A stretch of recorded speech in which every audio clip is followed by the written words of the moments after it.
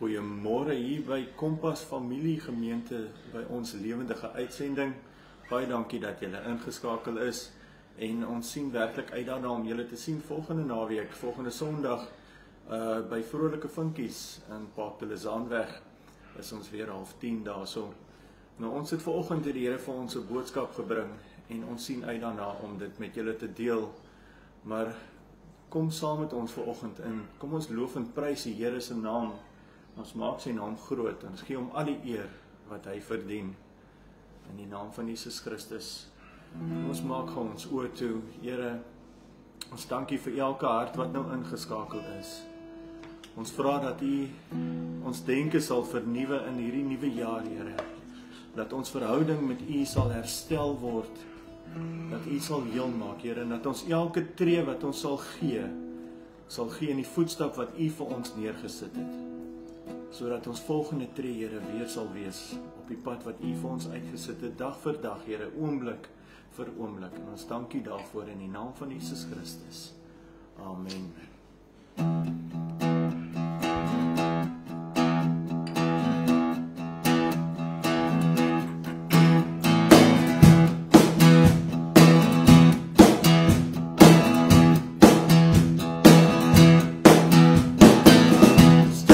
As we wait upon the Lord, wait upon the Lord, we will wait upon the Lord.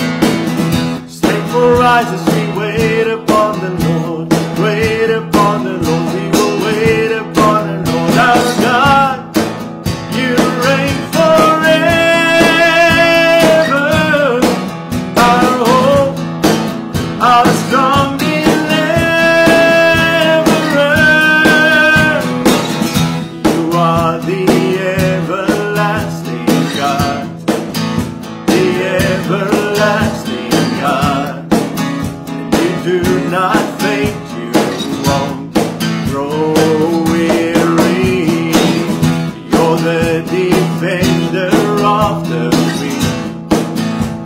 comfort those in need. You lift us up on wings like eagles. Strength will rise as we wait upon the Lord.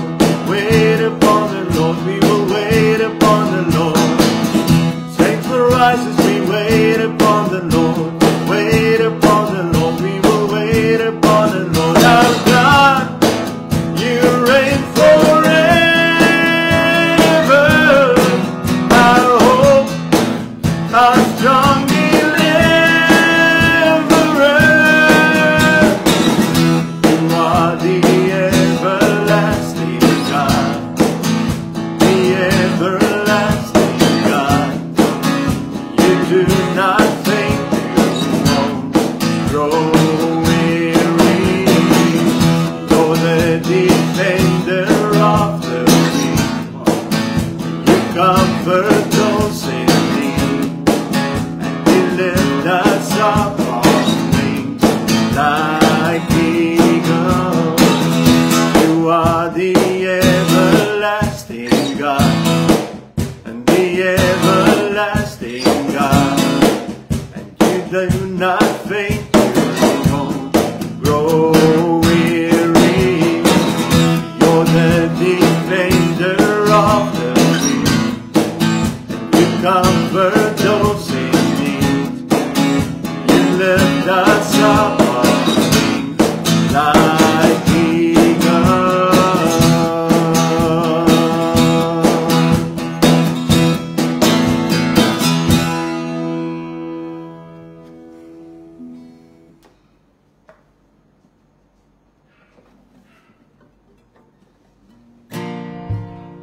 Volgende lied wat ons doen, sy naam is Who You Say I Am.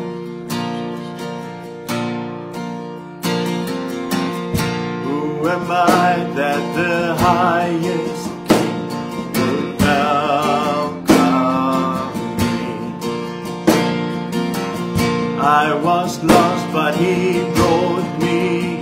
Know His love for me. Yes, His love for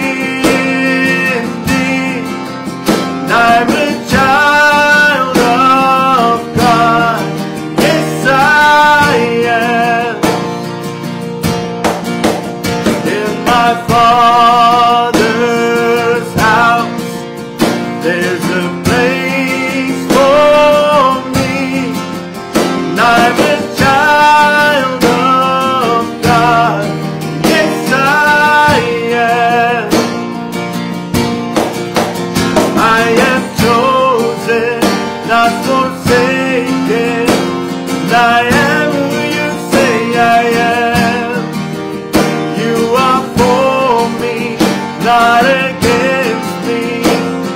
I am who you say I am, for I am chosen, not forsaken.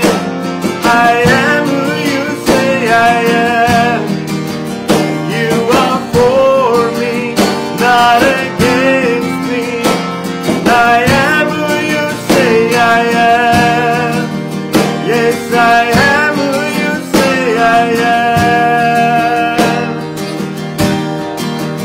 Who the Son sets free, oh, is free indeed.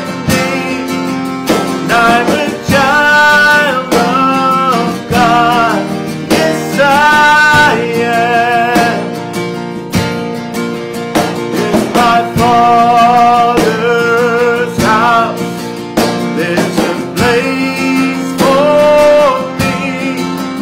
I'm a child of God. Yes, I am.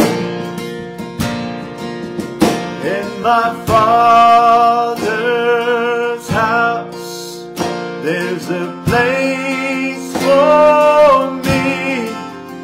I'm a child of God. Yes, I am. And you're a child of God. Yes, you are.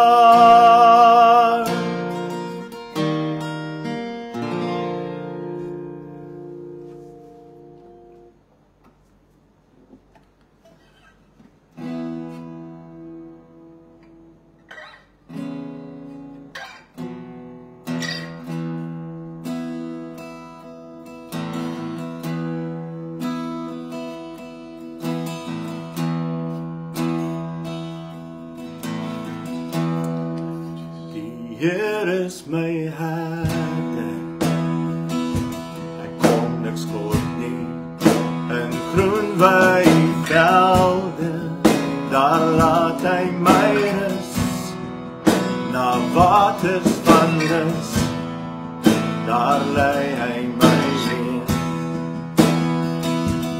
Hy verkoop my siel en my gees. Hy lei my op die regte pad, om sy naam te eer en sy goedheid te wys. Ja, selfs al loop ek in die dal van die doodskade weer, sal ek geen kwaad vrees nie, want hy is by my. Sy stok en sy staf, dit vertroos my. Hy gee vir my moed in die donkerste uur. Hy dek vir my tafel voor my vyande se oë. Hy salf my hoof met sy olie, want hy lei my op die regte pad, om sy naam te eer en sy goedheid te wys. Ja, selfs al loop ek in die dal van die doodskade weer, sal ek geen kwaad vrees nie,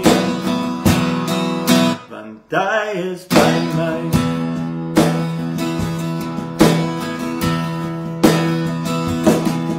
En goedheid en guns sal my volg, al my lewensdag, dag na dag. En in die huis van die Here sal ek bly, vir al my dag, vir altyd en altyd. En hy lei my op die regte pad, om sy naam te eer en sy goedheid te wys. Ja, selfs al loop ek in die dal van die doodskade weer, sal ek geen kwaad vrees nie,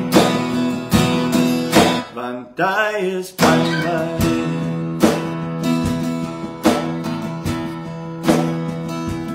Want hy lei my op die regte pad, om sy naam te eer en sy goedheid te wys. Ja, selfs al loop ek in die dal van die doodskade weer, sal ek geen kwaad vrees nie, want hy is by my.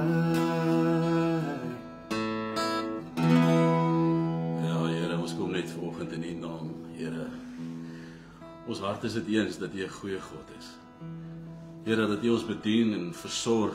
Here, dat U ons vooruitgaan in soveel opsigte. Here, is U al reeds in die dag van môre, terwyl ons nou ons harte fokus op die Heilige Gees en U woord in hierdie oomblik, om te ontsluit dit wat gebonde is, vasgevang, seer het. Here, ons kom net in die naam van Jesus, die groot bevryder, verlosser, saligmaker.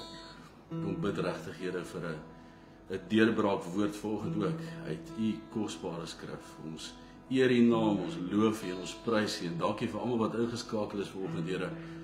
En ons eer U daarvoor ook in Jesus naam. Amen. Lees.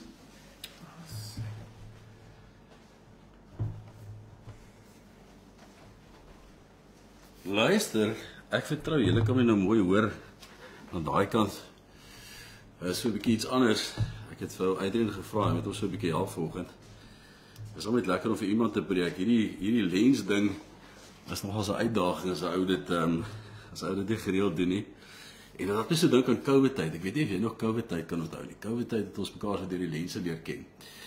Nietemin, ek vertrou die Here, jy kan my mooi hoor en dat jy hierdie boodskap ook sal deel met mense wat vir jou op die hart geplaas word. Soos die Here mense op jou hart plaas, wil ek hê jy moet hulle ook nooi. Ons is volgende Sondag, ons eerste Sondag saam by die Kompas Familiegemeente, en dit is daar in Vrolike Vinkies, daar in die sal hier by Park de Lausanne-weg in Vredendal. So kom, sluit by ons aan, nietemin. Ek wil vir jou vanoggend bedien uit die woordheid van die Here in 'n gedeelte in Johannes 8, vers 31. En die gedeelte is baie duidelik. Hy het al 'n taamlike aanloop, net soos wat jy Jesus ken. En die mense wat hom volg, ontbloot Jesus gedurig mense se harte, hulle motiewe, hulle agendas, en hierdie is 'n uitstekende stuk. Ek dink net wanneer Johannes hierdie ding vir ons neerpen, het hy in soveel opsigte deur die Heilige Gees vervul en geïnspireer, soveel aspekte van die koninkryk vasgevang. En man, wat 'n kosbare woord. Luister gou, hier is die ding. As jou voorneme is om hierdie jaar ten minste een keer die Bybel deur te lees, is wonderlik, nê? En ek wil jou nie ontmoedig nie. Maar hier is 'n ander wonderlike ding wat jy kan vooruitsig, of 'n ander vooruitsig wat jy kan hê, is om ten minste een teks 'n maand in jou lewe te laat mens word. Dit is wonderlik om die Bybel deur te lees, maar jy kan soos hierdie ouens vashaak om die Bybel te lees, maar nie plek daarvoor te maak in jou lewe nie. En dis waaroor hierdie gedeelte gaan. Maar kom ek lees saam met jou as jy jou Bybel saam het, Johannes 8 vers 31, ek is die ou vertaling, en ek gaan ook die Engelse vertaling lees, net so vinnig dat jy kan sien, maar dis dan net so 2 versies, so ek wil nie verveel met die Engels nie, maar dit sê in Johannes 8:31, en Jesus sê vir die Jode wat in hom geglo het, as julle in my woord bly, kan jy hoor daai vereiste, as julle in my woord bly, is julle waarlik my disippels. So the Jews who had believed in him, dis die Engelse vertaling, Jesus said, if you hold to my teachings, you are really my disciples. Wat jy moet hoor is dit, hy praat met gelowiges, nie met heidene nie, nie met hulle wat nog tot bekering moet kom nie, hy praat met gelowiges, en hy sê, luister, daar is een ding, ek wil julle beweeg van gelowiges na disippels toe. En dis die konteks van hierdie gedeelte. Jy weet, hulle sê die beste teks in die Bybel is konteks. En die konteks is die hele tyd vir die Here, sodat ons transformeer en nie bly by kennis nie.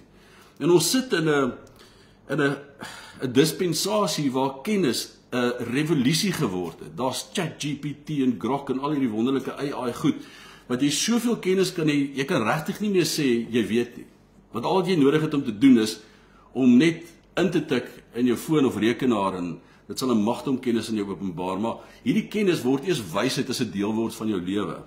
Hy gaan nou aan in vers 32 en sê, en as julle die waarheid ken. Met ander woorde, kom ek hak net gou aan by die vorige gedeelte. Hy sê, vir die gelowiges wat in hom glo, sê hy, as julle in my woord bly, is julle waarlik my disippels, en julle sal die waarheid ken, en die waarheid sal julle vrymaak. Then you will know the truth, and the truth will set you free. Die woordjie in die Grieks daar is kai, wat 'n koppelingswoord is, nee.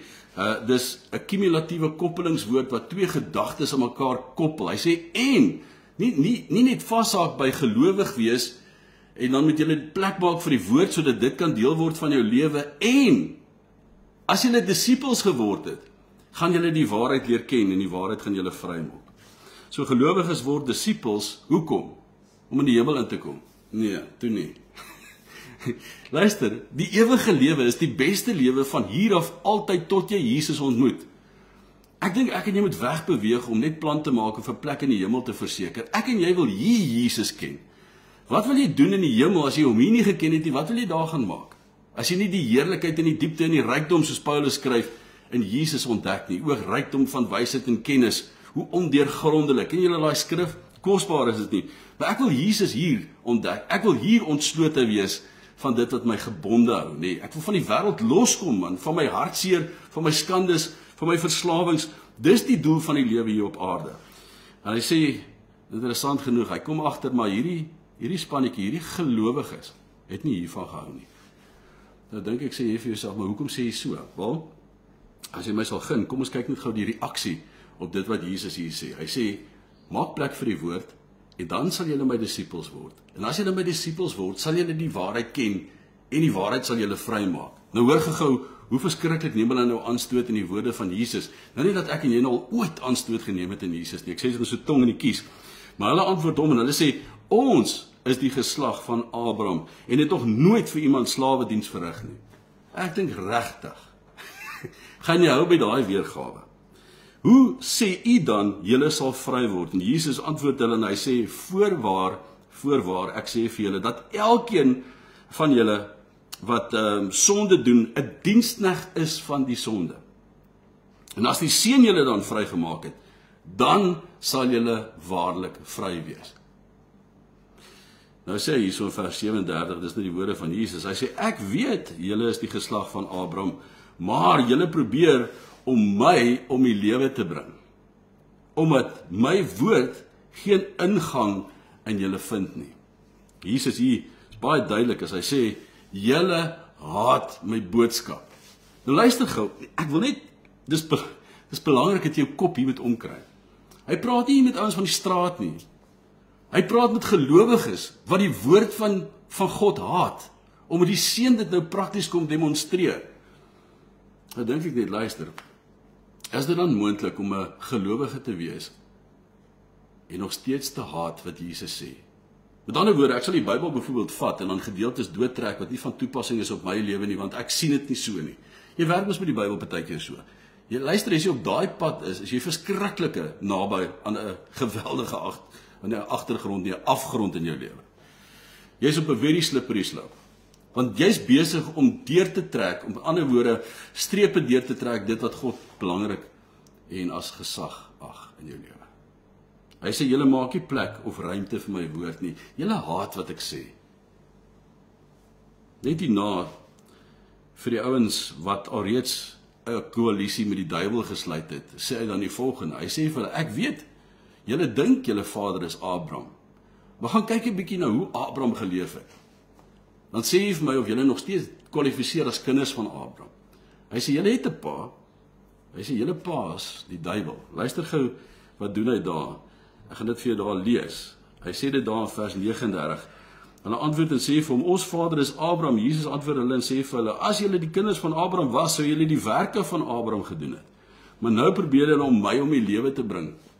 Hier is die ding wat my geskok het in my eie lewe as 'n disipel van Jesus, as 'n kind van God. Daar's gedeeltes in my lewe wat ek geregverdig het, nê? Nou gaan nou vir jou sê, waar kom hierdie gedeelte vandaan? Hierdie is nou op die crescendo wat ons inkom. Die kamera lens is nou hier in 'n absolute debat vasgevang. Maar as jy hom so 'n bietjie uittrek, dan gaan jy sien, ons gaan begin by Johannes 8. In Johannes 8, moet jy nou al weet, is daar waar hulle die vrou wou stenig. En Jesus het homself nou al lekker opgewerk na 'n punt toe, want hulle probeer hom die hele tyd toets. Gaan hy dit sê, dan is dit nie reg nie. Gaan hy so maak, dan is dat nie reg nie. Jy kry mense ook, en daai ou wat jy kry, wat met God se woord so werk, sit nou vir jou en kyk deur hierdie lens. Ek was so.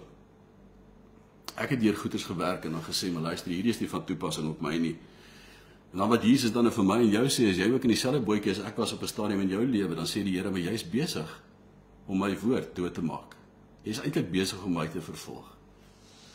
Hy sê hier vandag vir hulle, hy sê, die vraag wat hy vra is, dink julle op grond van die etniese afkoms wat julle het, is dit wat julle regverdig as disippels van God?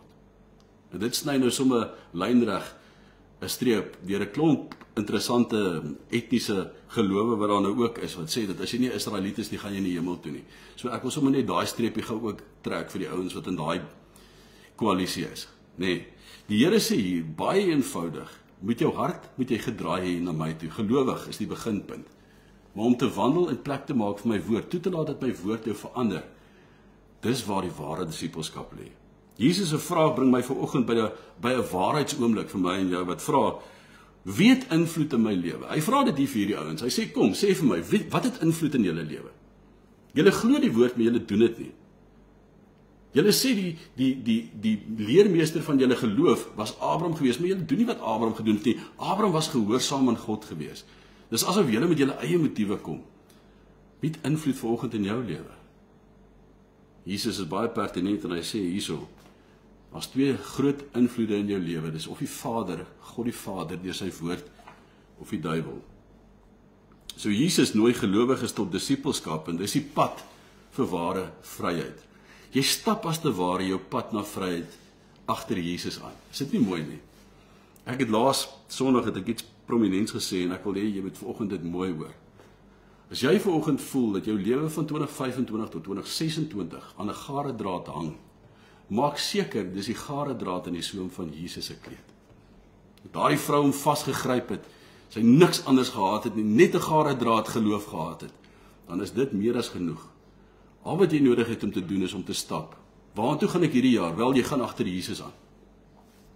Die eerste ding rondom hierdie inleiding van hierdie storie het 'n geweldige aanloop, maar kom ek maak dit baie eenvoudig en baie vinnig vir jou.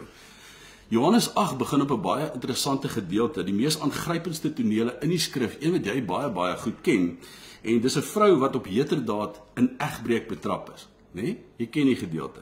Sy word nie beskuldig nie, as te ware nie, word sy letterlik uitgestal as die standaard van sonde. Hulle is by 'n loofhuttefees en jy weet wat gebeur by 'n fees. Ek kan jou maar net vat na ons eie feeste toe. Maar as 'n voorbeeld word sy nou uitgelig as die standaard van sonde. En hulle wil nou eintlik ten doel hier een ding doen. Hulle wil nie eintlik hierdie vrou veroordeel, pak gee of jy weet, dit gaan nie eintlik oor haar nie. Dis hoe die vyand werk. Jy sien, jy karring nou oor hierdie dingetjie wat 'n sonde is in jou lewe, maar hy wil nie eintlik oor dit iets doen nie. Hy wil eintlik jou lewe vernietig. En vir hierdie situasie is dit presies dieselfde geval. Die vyand is hier uit om Jesus se lewe net daar te eindig in Johannes 8. Sy word uitgestal as 'n voorbeeldsaak wat gebruik gaan word. Gaan hulle in Jesus glo of nie? Dis waaroor hierdie saak gaan. Ons kry in die Suid-Afrikaanse regstelsel ook 'n stare decisis stelsel. Met ander woorde, dit beteken dat alle vorige uitsprake bindend is op die uitspraak wat in die hoogste hof plaasgevind het. En hier is nou een van daai uitsprake wat verlang word. Hulle gaan nou van Jesus vra, wat dink hy in hierdie situasie? Die godsdienstige leiers van die dag bring haar presies daar in Johannes 8:3 voor tot in die middel om sy regspraak te kry. En sy word die middel van 'n openbare skande, nê? Was jy al in so 'n posisie gewees? Dat jou alles ontbloot is vir die wêreld. Miskien is jy stelselmatig nou besig om weer uit so tipe skande, egbreek of egskeiding of 'n besigheid wat skeef geloop het, te beweeg. Verhoudings wat nie gewerk het nie. Jy is dalk nie hier van 'n vorige dorp, kom kuier jy nou in Vredendal en jy hoop van harte, jy hoop uit jou hart van harte dat mense asseblief nie weet hoekom jy hier is nie. Ek wil jou sê, kom vry van hierdie goed, man. Die Here doen die volgende ding. Hy gaan dit maak oor meer as net haar sonde. En kyk gou wat doen hy in Johannes 8 vers 4 en 5. Sê hulle vir Jesus die volgende, die Fariseërs bring haar na Jesus toe en sê, meester, hierdie vrou is op heterdaad betrap, asof dit nou nog meer gewig moet gee, maar dit doen ook en sê, in die wet van Moses beveel dit ons om sulkes te stenig, wat sê u dan? En dan sê die gedeelte daar baie duidelik, hierdie ouens beroep hulle op die wet wat hulle self nie in hulle harte vasgemaak het nie. Hulle het eintlik hulle self uitverkoop hier. Wat sê die Bybel hiervan? Jy kry dit gereeld. Ouens kom sit in my studeerkamer en hulle vra selfs vir jou, jong, wat sê julle ouens wat kerk toe gaan van dit of dat? Nee? En dit het hulle gesê in vers 6 staan dat dit het hulle gesê om hom te versoek sodat hy iets sou sê dat hulle hom kon beskuldig. Met ander woorde, die wet word 'n wapen en die vrou word die wapen se werktuig. Daar's geen doel hoekom jy die woord so in jou lewe ooit moet aanwend as 'n wapen en iemand te gebruik as 'n werktuig om eintlik maar Christus te diskrediteer. Nou as Jesus hier sê stenig haar, kan hulle hom beskuldig hier van hartvogtigheid en dat hy glad nie so genadig is soos wat hy voorstel om te wees nie. Hoe het hy nou gekom om mense te kom bevry? Hy is dan nou so hartvogtig. As hy sê, weet jy wat, moet haar nie stenig nie, dan kan hulle hom beskuldig dat hy sê, maar luister, hy verwerp die wette van Moses. Hierdie ou is 'n ketter en 'n godslasteraar. Hy sit regtig in 'n moeilike plek. Wat doen Jesus? Wel, hy sak op sy knie af. Hy buig en hy skryf in die grond. Johannes 8 vers 6 staan dit baie duidelik. Nou, ek wil nie my dogmatiese koppeling maak, en daar is al baie goed gesê wat hy in die stof geskryf het. Ons was nie een dag gewees nie. En ons weet nie wat hy daar geskryf het nie. Maar hy koop tyd. Want jy weet, selfs hulle wat die woord van die Here al op 'n stadium gehoor het, met nou deel in hierdie omstandighede met hulle eie gewetes. Jesus weier om saam te speel met hulle speletjie. Hy vertraag die oomblik sodat hulle gewetes kan begin praat. En hy skuif die fokus weg van haar af na hulle toe.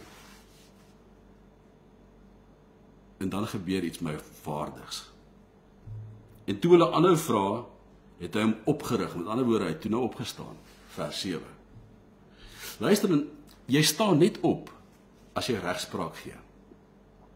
As jy gesit het, dan jy lering gegee. Die rabbies van daai tyd was baie duidelik daaroor. As jy opstaan, jou oprig, dat jy uitspraak gegee. En hy dring aan, hierdie ouens dring nou aan. Ons wil weet, wat gebeur nou met haar? Wat sê jy nou? Wat moet nou hier gebeur? En dan gebeur die volgende. Hy sê hier, en toe hulle dit hoor, is hulle deur hulle gewete oortuig en het weggegaan, die een na die ander, van die oudste af tot die laaste. Want Jesus sê die volgende, hy sê, ek veroordeel haar nie. Die interessante ding hier, hy sê daar in vers 7 vir hulle, hy is nou vers 9 wat ek geleeg het, maar hy sê daar vir hulle vers 7, hy wat sonder sonde is onder julle,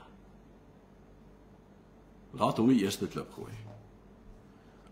Nou, dis 'n sin wat oor die algemeen gebruik word om te beskerm teen veroordeling, dit ontmasker skynheiligheid, en dit breek hierdie klipgooi kultuur van godsdiens tot op die been. Ons hou vas aan daai vers, juist vir daai aspek, jy weet. As jy dan so onskuldig is, hoekom doen jy dan nie eers iets nie? Maar hierdie vers is nie net 'n vergunning om van sonde verskoon te word nie. En ek wil nou weer aanhaak by vers 31. Jesus sê, ek veroordeel jou ook nie, vers 10 en 11. En dan sê hy van, gaan en sondig nie meer nie. Gaan en sondig nie meer nie. Vers 11. Met ander woorde, genade red jou van veroordeling, maar die waarheid maak jou vry van die herhaling van sonde. Wat Jesus hiervoor sê is, luister, jy weet jy wat jy gedoen het? Ek dink jy doen. Ek dink wat jy gedoen het hier is 'n sonde. Die kerk het 'n manier gekry om reg rondom die sondes te praat, selfs goed te praat, selfs in te korporeer in kerke. Luister asseblief, ons mag nooit op daai pad beland nie.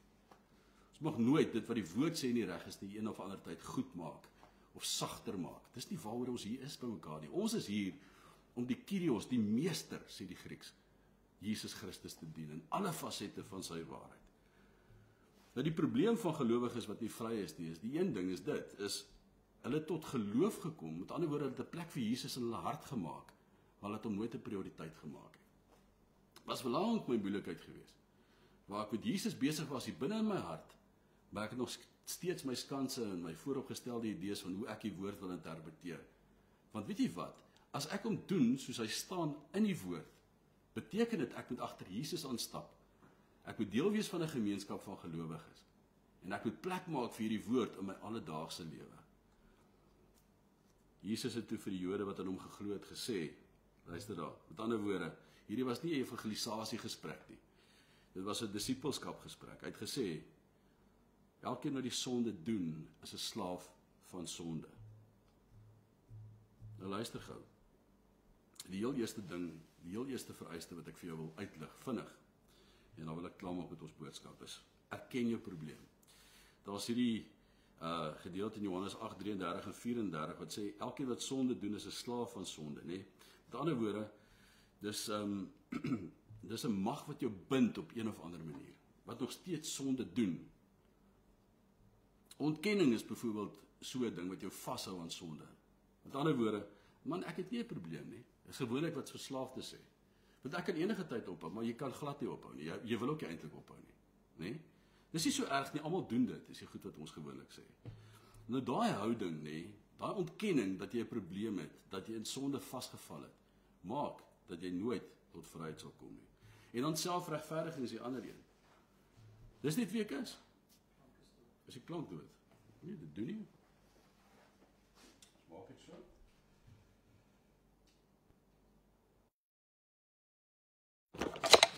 Ons sê, ek glo die klank is nie nou dood nie, kan julle my hoor?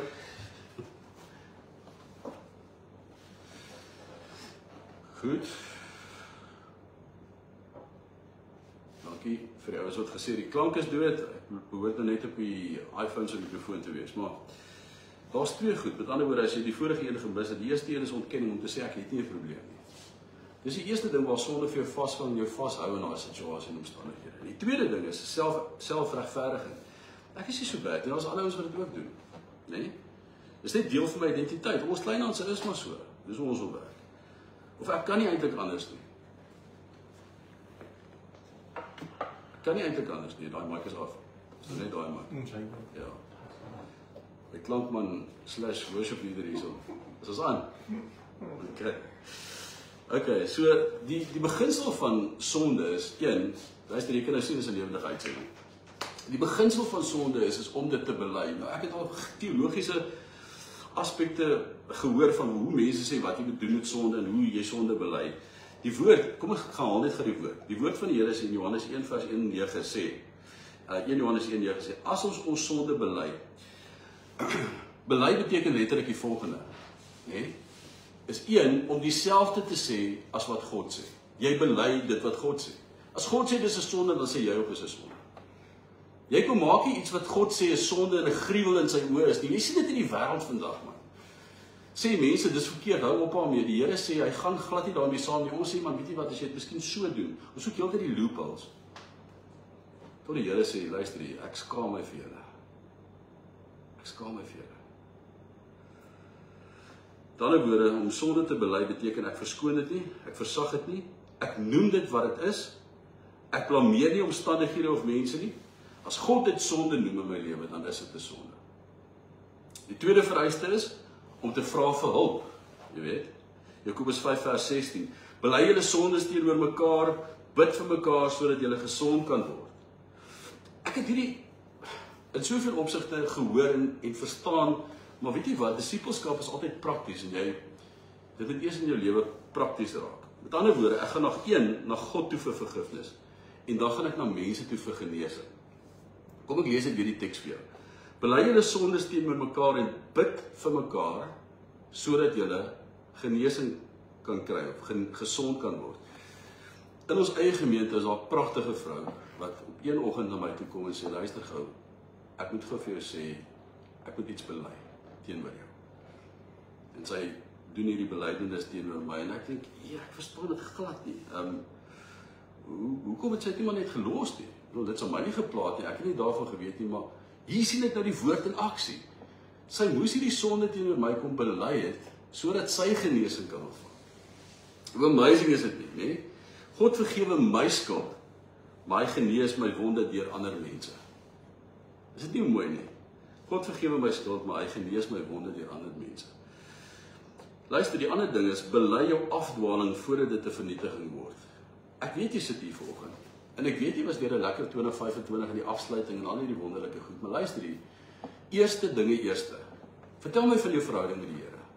Is jy nog steeds vurig aan die brand? Is hy 'n prioriteit in jou lewe? Bou jy jou lewe rondom Jesus? Is hy jou opstaan en gaan slaap?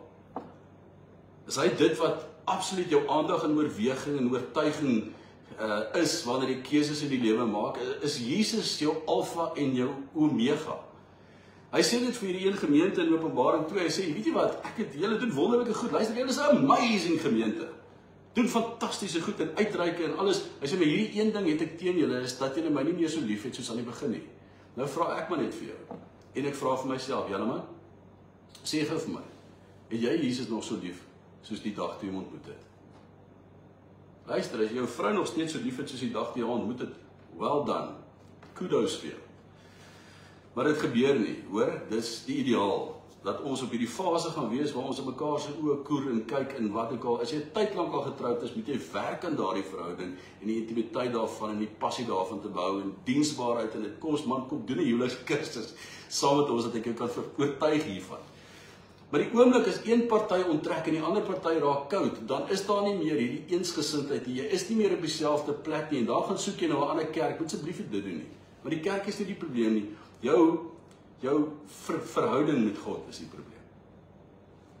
Jou proporsionaliteit tot die waarheid is die probleem.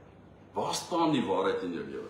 My hart het koud geraak. Kom sit by die Here vanaand en sê vir hom, jy het mos 'n tyd uitgekoop, hierdie is 'n rusdag. Sê vir hom, Here, my hart het koud geraak. Ek het afgesonder geraak vir U. Ek bid nie meer regtig nie, Here. Ek glo nie meer regtig nie. Kom openbaar Jouself aan my, nê. En dan die derde vereiste is, maak ruimte vir die woord. Laat dit plek vind in jou lewe. Kry 'n geesvervulde Christenkerk. Sonder toertjies Christus sentraal maak van hulle bediening. Ek gaan sluit daaraan. Sê, luister, ek kom meld aan vir koninkryksdiens. Dis wat jy doen.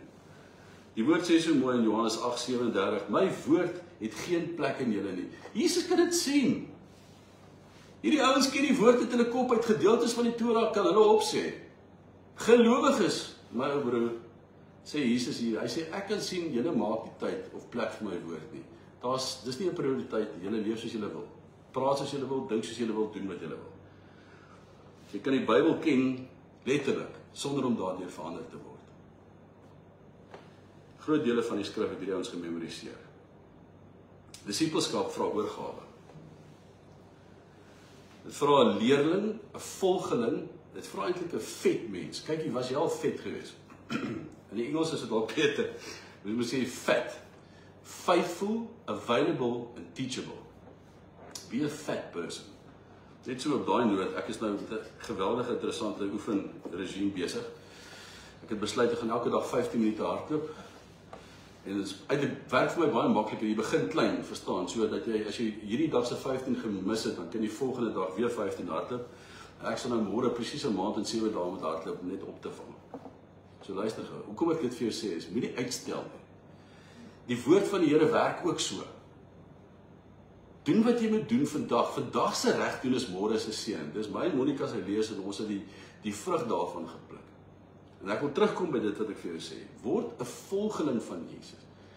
Begin net elke dag sy stem en sy inspraak in jou lewe toelaat. Dis eintlik wat Jesus hier sê. Hy sê my woord is daar, maar hy het nie inval of byval of jy maak nie plek vir hom in jou lewe nie. Dat die woord jou verander. Wat die Here die laaste sê het. Ek wil afsluit en sê sonde het nie mag as ek dit doen en nie as ek dit gedoen het nie.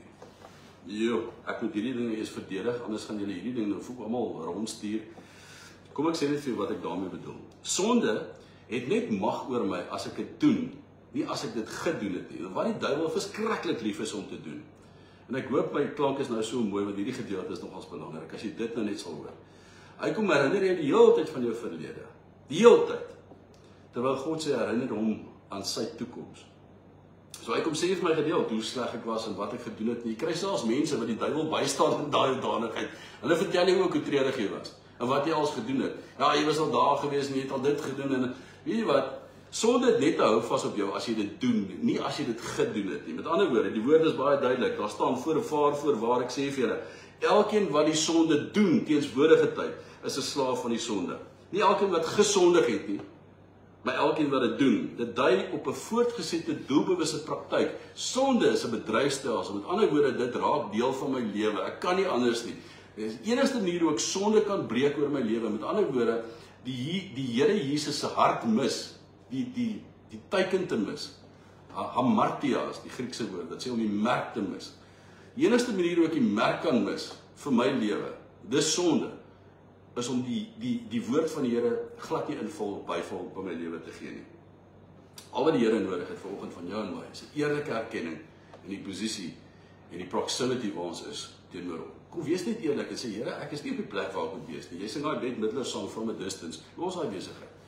Ek dink hierdie jaar, 2026 is die jaar waar ons wil in die besigheid wees. Ek wil die Here in my besigheid hê, ek wil hom in my huwelik hê, ek wil hom in my kinders se lewe hê, en dan kos dit nou dat ek as man moet verander.